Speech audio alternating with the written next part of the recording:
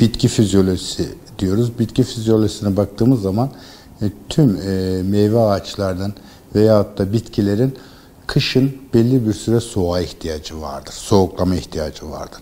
Biz buna verdinalizasyon diyoruz. Bunlar çeşitlere göre değişiyor. Mesela soğuklama ihtiyacı en yüksek olan meyvelerin başında bölgemizde yetiştiriciliği yapan elma özellikle nerede yetişiyor? Soğuk bölgesinde, soğuğun fazla ve yüksek yerlerde yetişiyor.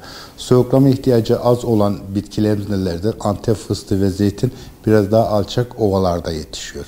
Dolayısıyla bu soğuklar bu bitkinin o soğuklama ihtiyacını karşılamak için olması gereken iklimsel olaylar diye biz düşünüyoruz ve öyle istiyoruz. Fakat şöyle bir olumsuz etkileri var.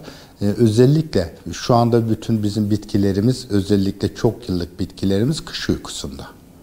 Ama bir şey hariç, o da zeytin. Zeytin yaprağını dökmeyen, kışın dahi çok uykuyu hissetmeyen bir bitki. Özellikle bu son zamanlardaki ilimizdeki don olayları zeytin ağaçlarında kurumalara sebep oluyor. Yapraklar soğuktan yanıyor, dökülüyor ve üst aksamlar kuruyor, alttan yenileri çıkıyor. Dolayısıyla bu da bizim tarımda istemediğimiz bu olay. Dolayısıyla çiftçiler özellikle dere yerlerde, çünkü su havadan daha ağır olduğu için havadaki don olayı nedir? Havadaki suyun donmasıdır. Havadaki su donduğu zaman alçağa geliyor ve özellikle alçak çukur yerlerdeki zeytinlere çok fazla zarar veriyor. Zeytin bahçeleri çukur olan yerlerde, don olabileceği yerlerde meteorolojinin uyarı, İl Tarım Müdürlüğü'nün uyarılarını dikkate alarak mutlak suretle evimizdeki atık samanlarımız olur, odunlarımız olur, özellikle lastikler olur, o bölgelerde yakmamız lazım.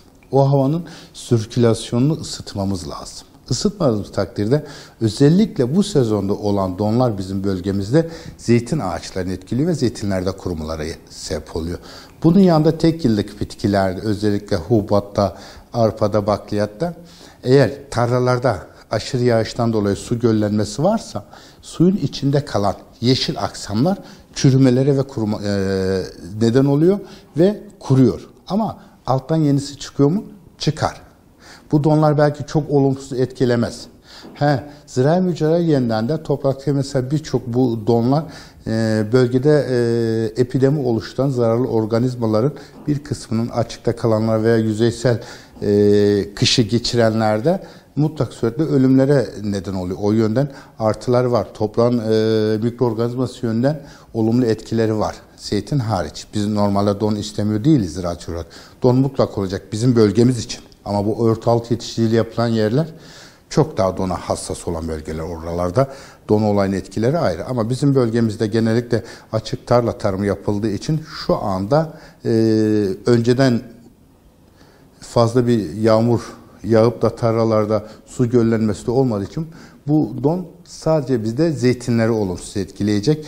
Bunun yanında endemik belki bazı bitkilerimizde de kışı uykularla değil yeşil aksamlı olarak geçen endemik bitkilerimizde de olumsuz etkisi var. Ama bizim bölgemizde en çok zeytin etkileneceğini söyleyebiliriz. Onun için de mutlak suretle zeytin bahçelerinde eksi derece düşen gecenin geç saatler 9'dan 10'dan sonra lastik yapmak suretiyle, sapsaman yakmak suretiyle veyahut da çok kalın odunlardan bir şey yapmak üzere orada duman ve o hava sirkülasyonu oluşturmaları gerekir. Tabii şöyle, vegetasyon süresi uzun olan, yani soğuklama ihtiyacını karşılayan bitkiler ilkbaharda zamanı gelmeden erken uyanırlar.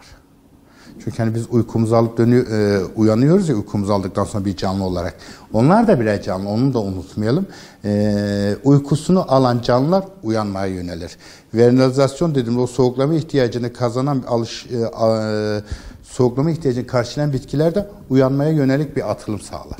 Uyanmaya yönelik bir hareket, eğilim gösterir ve uyanmaya başlar. Dolayısıyla onların kışlık o soğuklama ihtiyacı karşılık da erken uyanması ilkbahar geç donlarından olumsuz yönde etkilenmelerine sebep olur. Bu Antep fıstığı için de geçerli, diğer tüm bitkiler için de geçerli, elmada. Ama o uyanması için yine o tabii sıcaklığa ihtiyaç var. Mesela ilkbahar geç donlarını biz en çok etkiler nerede görüyoruz?